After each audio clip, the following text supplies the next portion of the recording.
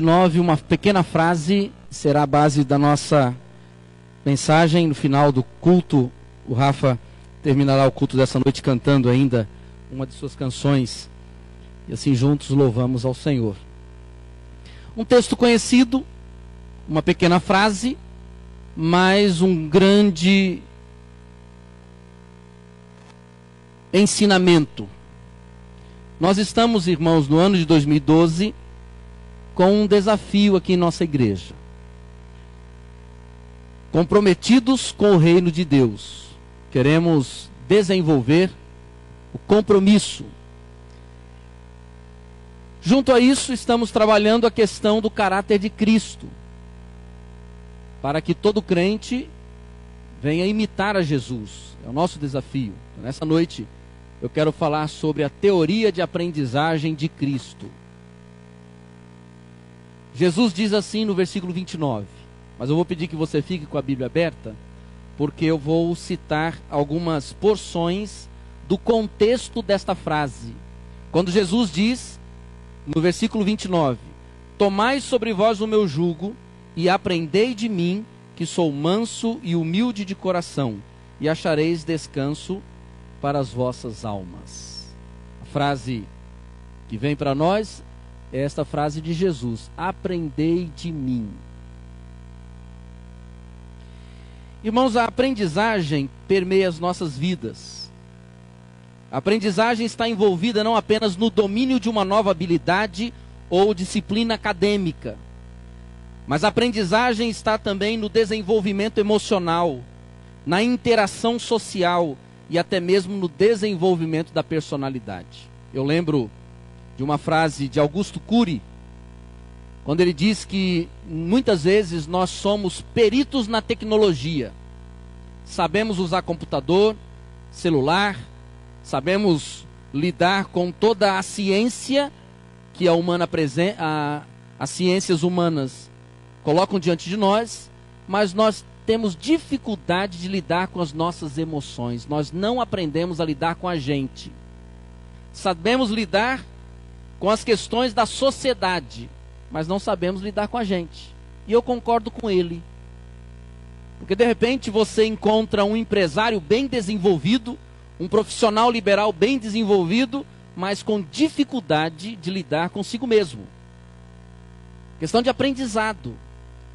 E é por isso que eu trago nessa noite o grande desafio de nós usarmos a teoria de aprendizagem de Jesus. O ano passado eu assisti um filme, eu não sei quem já assistiu, O Milagre de Anne Sullivan. Eu comentei, eu acho que numa quarta-feira. Irmãos, esse filme ele mexeu comigo no que concerne a compreensão da possibilidade que todo ser humano tem de aprender e de apreender. O filme traz a história dessa menina que nasceu surda, muda e cega. Imagine você, alguém que nasce e não tem nenhum contato com a realidade, porque não ouve, não fala e não vê. História verídica que narra no conjunto da história a experiência, Lucas, a experiência da família. Um filme ainda em preto e branco, um filme antigo. A experiência da família que contrata uma professora para ensinar a menina a se relacionar e a atuar como pessoa, porque ela agia como um animal. Não sabia comer, não sabia ficar à mesa, porque ela não tinha contato com a realidade, ela não sabia discernir o que era o pai, o que era a mãe, o que era um garfo, o que era uma faca.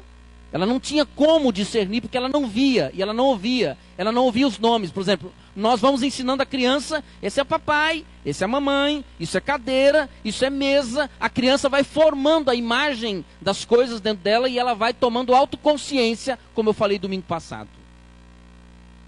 Só que Ana não tinha isso. Isso gerou sobre a família uma sensação de impotência até eles contratarem uma professora que pudesse educar a menina. E essa professora, ela tem uma relação firme com a menina. Quando ela entra, muitas vezes, em luta com a menina. Eu, quando assisti o filme, eu disse, se fosse hoje, essa professora ia para a cadeia. Porque ela pegava a menina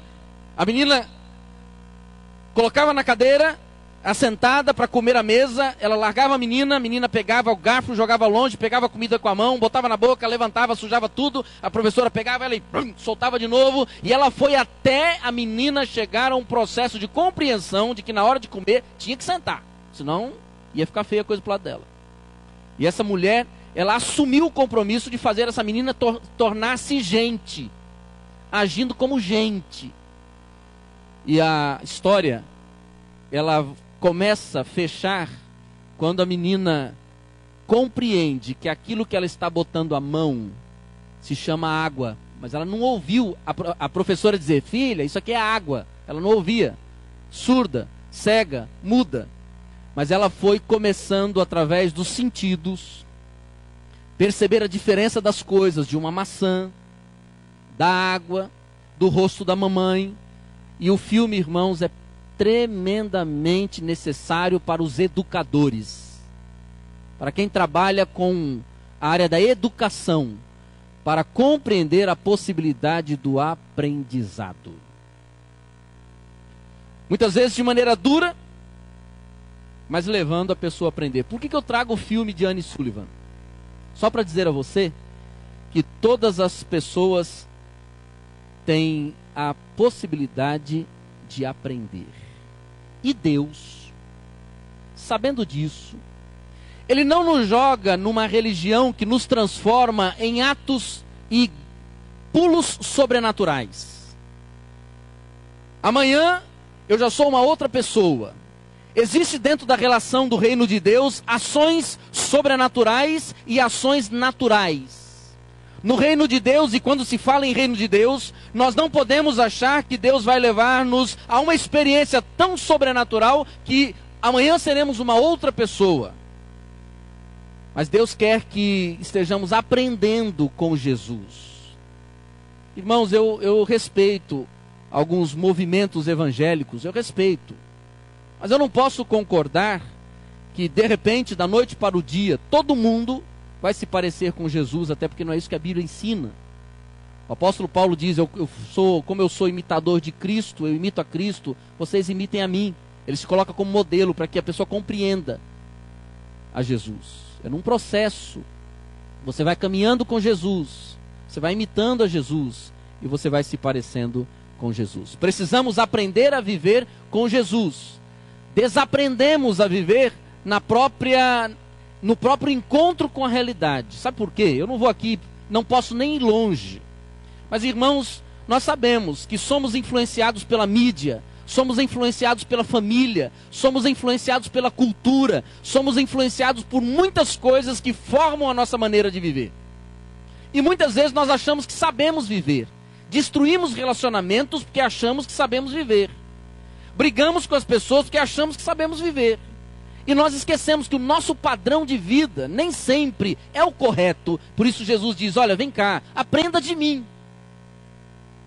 Aprenda de mim, para que você possa viver de maneira abundante. Eu quero apresentar da teoria de aprendizagem de Cristo, que não é uma teoria que existe na ciência, mas é uma teoria que está na palavra, usando esse texto, apresentar alguns componentes da teoria de aprendizagem do nosso Senhor Jesus. Primeiro componente desse aprendizado com Cristo é a compreensão dos fenômenos espirituais. Olha só que interessante, pegue o versículo 20 ao 23. Versículo 20, eu acho que dá para nós resumirmos. Jesus, diante das 3 cidades impenitentes, ele diz assim, então começou ele a lançar em rosto às cidades onde se operara a maior parte dos seus milagres, o não se haverem arrependido, dizendo, aí ele diz, ai de ti, Corazim, ai de ti, Betsaida, porque se em Tiro e em Sidom se tivessem operado os milagres que em vós se operaram, há muito elas se teriam arrependido em silício e em cinza. Irmãos, no aprendizado que vem de Jesus, ouçam isso. Uma das coisas que Deus deixa para nós é a responsabilidade de interpretar os fenômenos espirituais. O que Jesus está dizendo? Ele diz assim, olha, na cidade de Betsaida e na cidade de Corazim, eu fiz muitos milagres. Só que os milagres que eu fiz nessas duas cidades não gerou na cidade arrependimento. Não gerou na cidade, no povo da cidade, mudança. Eu me lembro daquela experiência onde Jesus disse assim, olha, vocês sabem interpretar o momento quando vai chover, ou quando o sol vai sair, mas vocês não conseguem interpretar as coisas do reino de Deus. Nós vamos aprendendo com Jesus quando o nosso olhar muda, meus irmãos. Quando as coisas que vão acontecendo, nós olhamos com uma lente, ou com a lente da palavra, e vamos entendendo de que um milagre para Deus não é apenas um benefício para aquele que recebe o milagre, mas o milagre para Deus é uma porta para o arrependimento. Jesus aparece como o objeto central do milagre. Os milagres acontecem para que o homem se perceba em relação a Cristo, ou seja, eu preciso de Deus. E Deus me deixou viver situações para que só o milagre pudesse mudar o meu caminhar. Primeiro componente da teoria de aprendizagem de Jesus é a compreensão dos fenômenos espirituais. Daqueles que aconteceram na sua vida. Das coisas que acontecem no seu caminhar. Nós temos na nossa vida os fenômenos psicológicos. A linguagem, a memória, tantos fenômenos que acontecem que constroem a nossa existência. Mas, meus irmãos, e a nossa relação com a vida enquanto caminhamos com Jesus? As coisas que vão acontecendo. Por que Deus permite determinadas circunstâncias? Por que Deus permitiu na vida de um crente determinadas lutas, determinados conflitos, determinadas perdas? Por que Deus permite isso? Preciso interpretar. Eu não posso apenas ir vivendo como se a vida fosse a conjugação de vários eventos. Cada coisa que acontece na nossa vida, quando andamos com Jesus, tem um sentido. E Jesus diz ali, olha, Betsaida e Corazim foram cidades abençoadas. Eu fiz muitos milagres naquelas duas cidades, mas eles não entenderam. Quantas coisas acontecem na nossa vida e a gente não entende, irmãos. E Deus tem que fazer acontecer outra coisa. A gente não entende, Ele tem que fazer acontecer outra coisa. A gente não entende, até que uma hora a gente perceba que aquilo tem relação espiritual. Espiritual. Nem sempre é má sorte, nem sempre é o acaso, e não é o acaso, e não é má sorte, mas tudo tem uma relação com a eternidade, o que Deus está fazendo em nosso viver. Só que enquanto a gente não entende o que Deus está fazendo, a gente não cresce, não amadurece e não se parece com Jesus. Continua reclamando, continua murmurando, continua perdendo oportunidades, porque a gente não entende o que Jesus está fazendo. Precisa parar e entender. Eu sei que o meu Redentor vive, disse Jó. Eu não entendo a minha situação, mas eu sei que o meu Redentor está nesse negócio. Eu sei que Ele vive. E assim nós vamos aprendendo a viver. E eu creio, irmãos, que um dos grandes segredos da vida do crente é caminhar observando os movimentos que acontecem ao redor. O porquê das questões da vida, sabendo que Deus está trabalhando e se movimentando a nosso favor. Primeiro componente da teoria de aprendizagem de Jesus Cristo é a compreensão dos fenômenos espirituais. Segundo componente é o reconhecimento sobre a nossa condição pessoal. A teoria de aprendizagem de Cristo é para todas as pessoas que reconhecem a sua própria condição de cansaço e de opressão. As coisas começam no reconhecimento pessoal. O problema é que nem sempre nós, irmãos, percebemos a nossa condição. É fácil eu perceber a condição do outro, mas é difícil a gente perceber a nossa condição. Você se olhar no espelho e dizer, puxa, eu estou mal, hein? Eu estou cansado espiritualmente, eu estou oprimido, isso que está acontecendo na minha vida é uma opressão. A gente não tem muitas vezes a habilidade de fazer isso.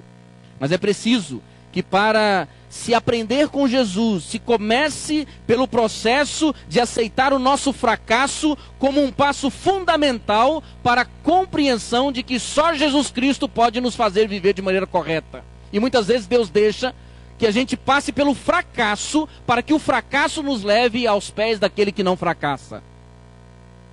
Por isso Jesus disse: aprendei de mim, aprenda comigo. Aprenda comigo a se relacionar com as pessoas. Aprenda comigo a se relacionar consigo mesmo, a lidar com suas emoções, com seus medos, com seus planos, com seus projetos. Aprenda comigo. Jesus deixa esta orientação para aqueles que reconhecem a sua própria condição. Ninguém vai a Jesus. Na verdade, eu posso até dizer que muitas pessoas vão a Jesus apenas olhando para o que pode ganhar. Mas aqui, quando Jesus diz: vinde a mim, todos os que estáis cansados e oprimidos, ele está dizendo o seguinte: se você reconhece que você está cansado e se sente oprimido, vem cá, eu quero aliviar você.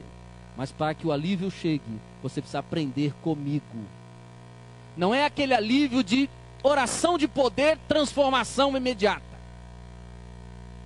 Mas é aquele alívio de quando você recebe a oração, e ela vai te conscientizando, e ela vai transformando, e ela vai mudando, e ela vai restaurando a sua maneira de pensar, a sua maneira de agir, a sua cosmovisão, a sua compreensão da realidade. É quando você começa a perceber que o seu cansaço e a sua opressão tem um fundamento espiritual, e Deus quer que você dependa de Jesus. Deus não quer que você dependa do seu conhecimento, dos seus relacionamentos, do seu dinheiro, das suas habilidades. Deus quer que você dependa de Jesus. Mas para isso Ele permite que você chegue ao estado de cansaço e de opressão. Para que você vá até Jesus e diga: Senhor Jesus, eu preciso do Senhor. Geralmente a gente fala assim: ah, só Deus, só Jesus, né? Só Jesus na causa. E graças a Deus quando a gente chega nesse estágio do nosso viver. E o último componente, que é o nosso grande desafio, é a assimilação da pessoa de Cristo. Interessante que no texto Jesus não diz assim. Jesus não diz para aprender sobre Ele. Jesus não diz para aprender para Ele. Jesus manda aprender dele. Jesus não diz para você aprender histórias sobre Ele. Jesus não diz para você aprender as coisas da Bíblia para mostrar para Ele que você é sábio. Não, Jesus diz: aprenda de mim. E quando você vai aprendendo dele, você vai assimilando a pessoa de Jesus, caminhando com Ele e dependendo da bondade e da misericórdia dele. Todas as coisas se concentram nele. Por isso, eu quero convidar você para ler comigo agora o versículo 25 ao 27.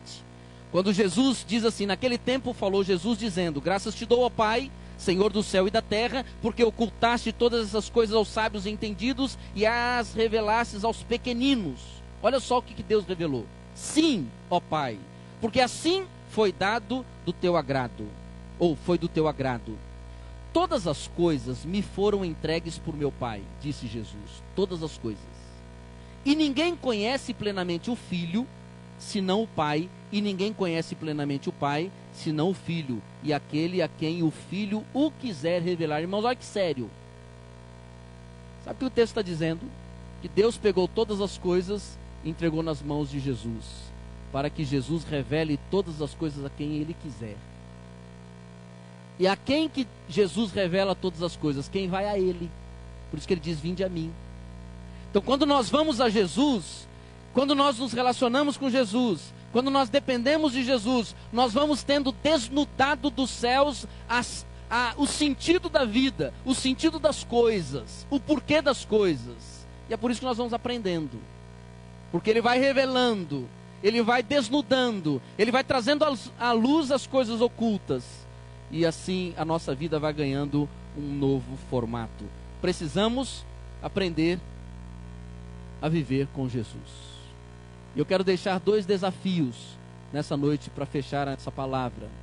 Primeiro desafio que eu quero deixar com você, meu querido irmão e minha querida irmã: vá até Jesus com o desejo de aprender a viver. somos bons adoradores, mas somos péssimos em viver. Como pastor eu posso falar isso.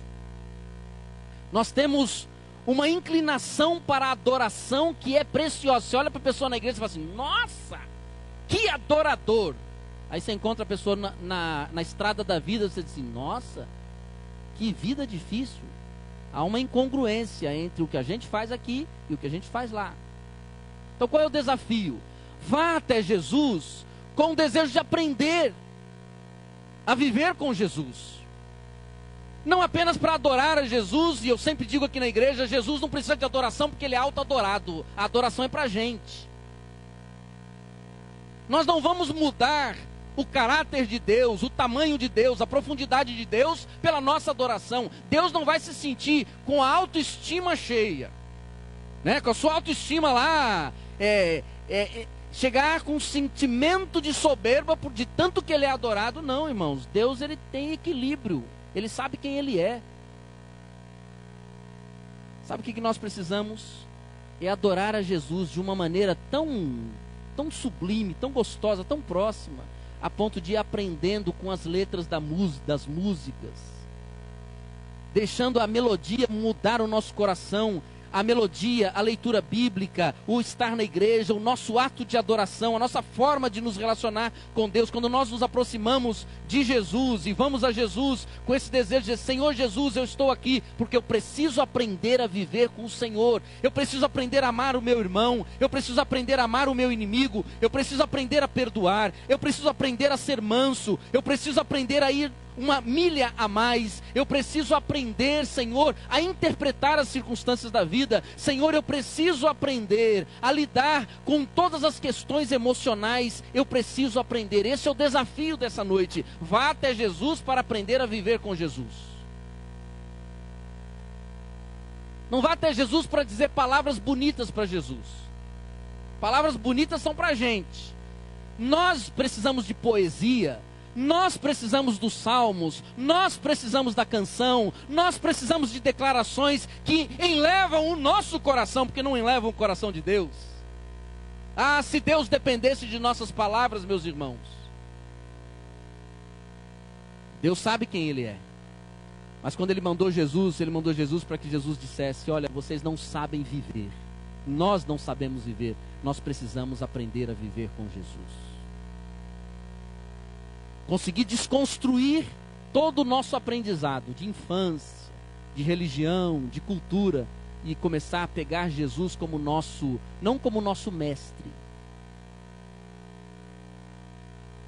não como nosso professor, mas Jesus como nosso modelo de vida, e assimilar o que Jesus fez e foi e faz, para nós também vivermos como Ele. Segundo desafio: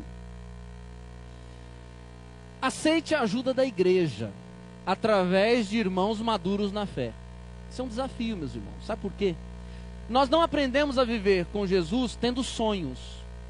Ai, eu sonhei e Jesus me disse o que eu tenho que fazer. De vez em quando acontece. Você tem uma revelação de Deus no seu coração e Deus te dá uma sabedoria, sim. Mas a regra, meus irmãos, é igreja. Eu preciso aceitar a ajuda da igreja. Eu preciso aceitar a ajuda de irmãos maduros na fé, para que possam me sinalizar as minhas incongruências, para que possam sinalizar as minhas dificuldades, para que possam sinalizar os meus descaminhos e me apontar um caminho excelente com Jesus. Para isso que serve a igreja.